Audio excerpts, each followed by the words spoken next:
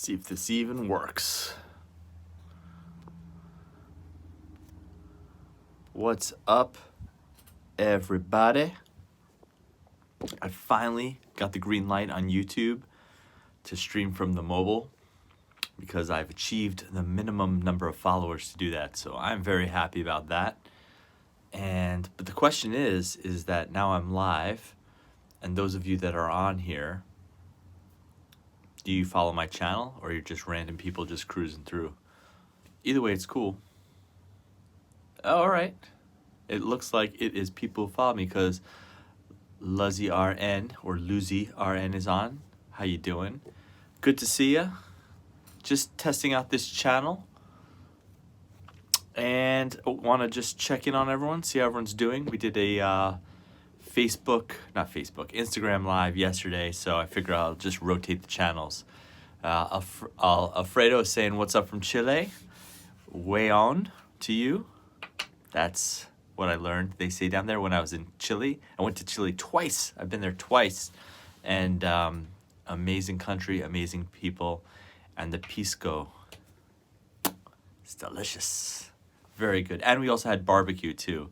Someone invited us over to their house and just made us barbecue. And I thought it was going to be hot dogs, maybe a hamburger.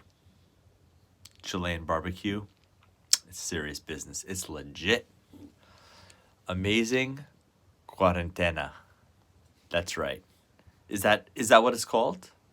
The barbecue is called cuarentena because we're all in quarantine around here, so I don't know if that's the translation. Let me know.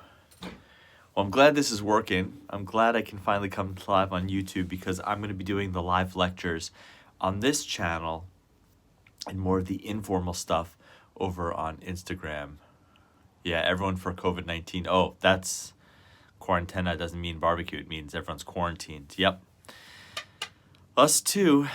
And that seems to be the way of the whole world right now. And it makes sense. We are a few days into it, and I gotta say, everyone's getting a little crispy, a little irritated being inside and not being able to go out and do their usual things. I'm upset that I can't get pizza from the pizzeria, but I get it. This is the sacrifice that we're all making to help control this disease. So cool. I hope to make it back to Chile when all this stuff goes away because that was one of the finest trips that I've taken in my journeys. And I always love speaking to the emergency medicine folks down there because they're newer specialty down there. Ralph says, hello from one of your RLA fellows. What's up? RLA, Resuscitation Leadership Academy in the house. How are you doing? I don't know if I can bring people on. Or see, that would be the best, is if I could bring someone on with me. So, Lucy, I hope it's Lucy and not, I just go Lucy, says, what's the proper, let me see that again. I missed it as I was goofing around asking how to pronounce your name. What's the proper PPE for COVID-19? So this is, I assume, a known case of COVID-19. If they're intubated, they're saying if it's a contained circuit and you're not changing anything, you can go in there with a surgical mask. But I would say I would go in there with a PPE because you never know when it's going to dislodge and then you get aerosolization. So I would say that I would keep yourself covered. That includes covering your hair. I would wear goggles that fit tightly and block any secretions that can come in from the sides or underneath. An N95 mask or a PAPR suit and a gown and double gloves. The donning and doffing is really important for these gowns, and people are doing them incorrectly, not because they're being bad people. We just don't do this enough to know what the proper protocol is. And there's several videos that are online that show you how to do it, but you have to remember that as you're coming out of the room. Stuff needs to be left in there. You need to clean your hands inside, and then when you get outside, taking off your goggles and your mask, you'll have to clean again. And really, anytime you touch anything on your body, you should be with cleaning in between, and then your goggles should be wiped down and decontaminated at the end of that use. So that's how I'd recommend doing it. That's the best evidence we have so far. I think that's good enough, although part of the cynicism in me says that in a couple weeks we may go more hardcore, but I don't know how much more hardcore you can get than that type of donning and doffing. All right, so that's what I got on that. You all have anything else? This is just meant to just pop on and see if this channel was working. My man, Alejandro, what's up, baby? How you doing? My good friend from Costa Rica. So, are you guys getting any of this stuff down there? You're welcome, Lucy. I hope I'm saying your name right. Just tell me if I am or not, because my name is Haney, and when people say my name in different pronunciations, it really makes me, it bumps me out. All right, let me see. I lost some of this cover. This is part of the thing. I gotta learn how to do these. I gotta learn how to get these chats up when they disappear. So I'm losing. Oh, there we go. Got it. Whew. I'm really smart, I promise. Any issue placing a filter between the ET tube and the vent circuit? I don't think so. I think that would help to catch, and there's a couple people who are posting about that.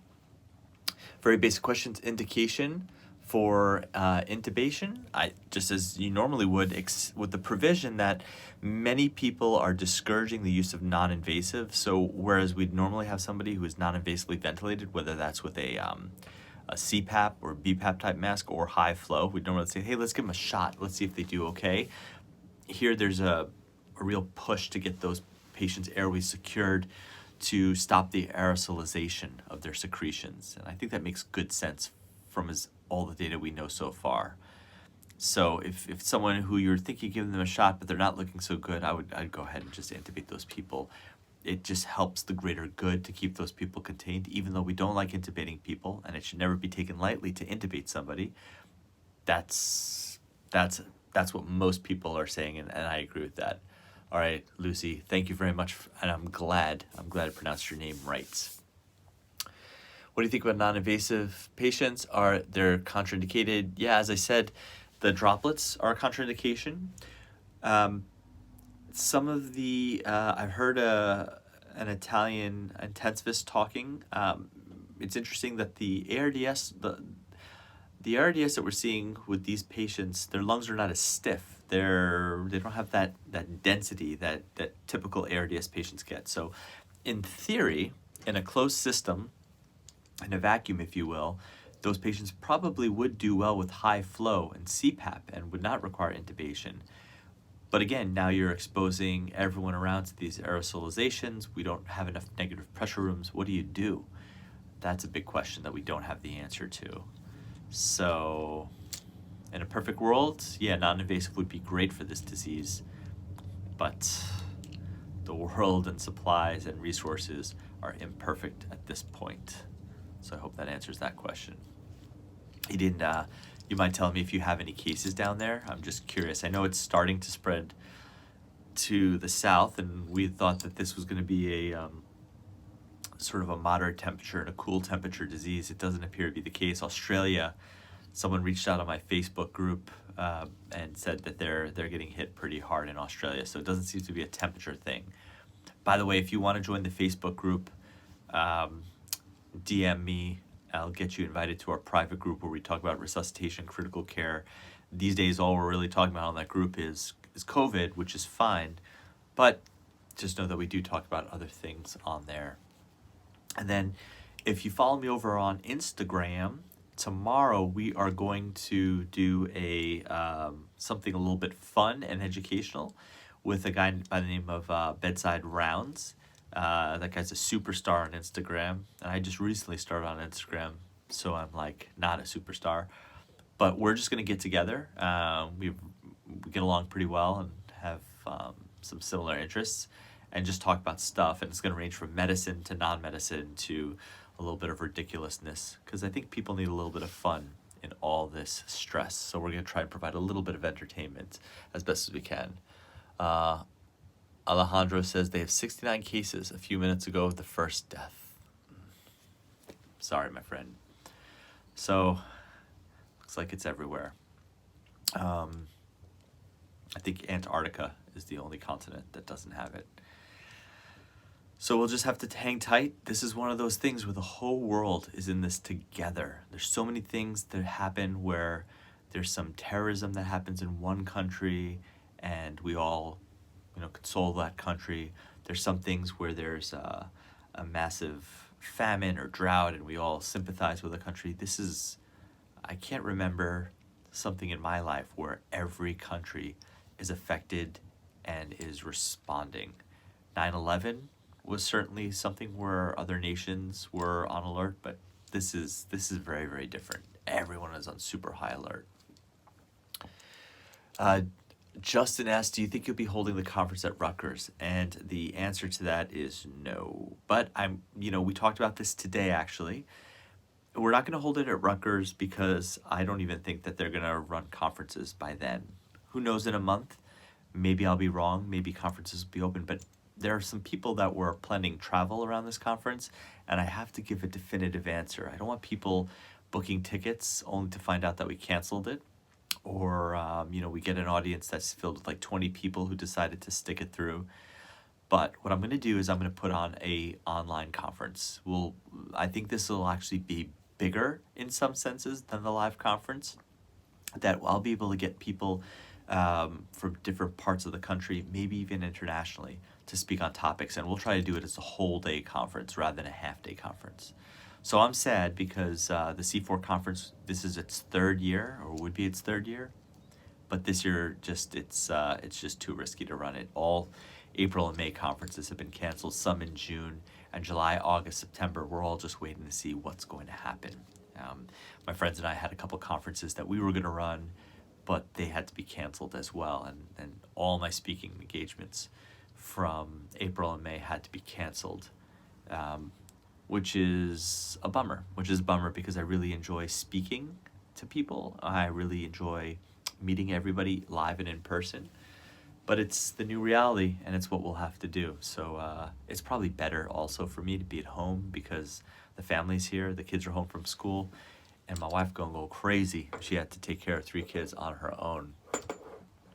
John Lazari says, Haney, stay safe. Are you having any work hours right now?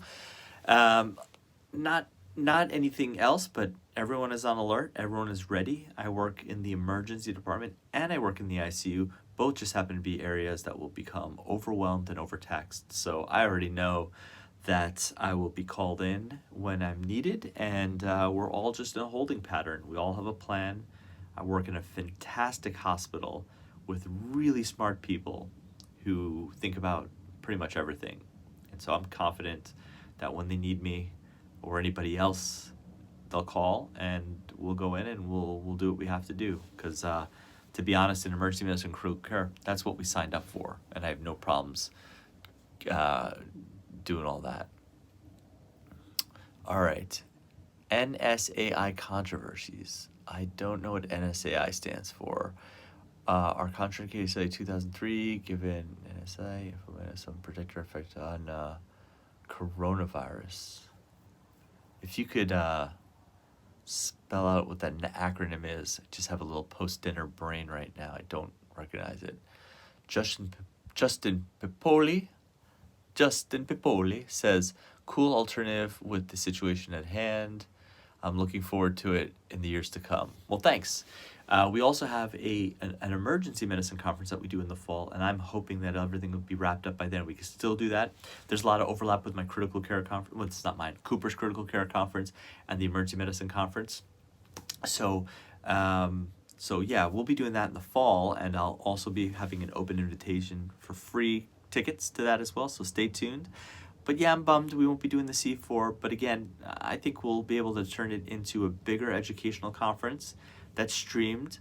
Not as much fun as being in the audience and laughing and joking and all the usual goofiness that happens, but we'll just have you, you'll be looking on your phone with earbuds, and, maybe you'll be sitting there in your house and laughing, and your husband or wife will look over at you and think you're a crazy person for just laughing into the phone. So there'll be something there.